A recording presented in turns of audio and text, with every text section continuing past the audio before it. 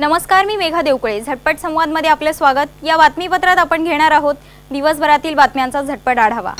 होळीचा सण साजरा करण्यासाठी मावळ तालुक्यातील कुसगाव धरणात गेलेल्या दोघांचा बुडून मृत्यू झाल्याची घटना घडली आहे। शुभम मंगडाळे आणि ऋतिक गिरी अशी दोघांची नावे आहेत। सर्वसामान्य मतदारांच्या पाठबळावर विजयश्री खेचून आणून पक्षाने दाखवलेला विश्वास सार्थ करून दाखवू अशी प्रतिक्रिया बीड लोकसभा मतदारसंघाच्या उमेदवार डॉक्टर प्रीतम मुंडे यांनी व्यक्त केली।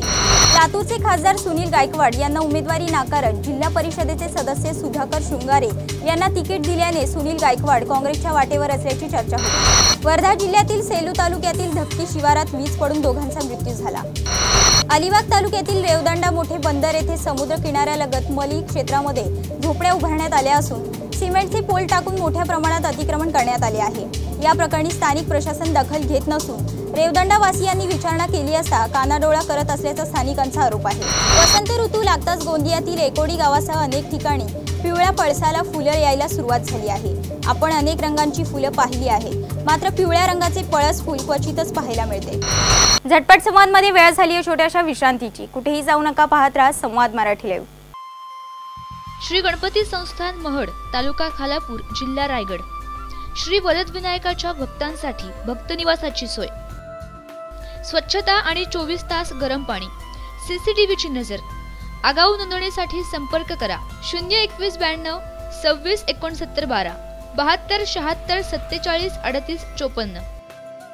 विश्रांतीनंतर झटपट संवादमध्ये आपलं पुन्हा एकदा स्वागत। घेऊयात उर्वरित बातम्यांचा झटपट आढावा।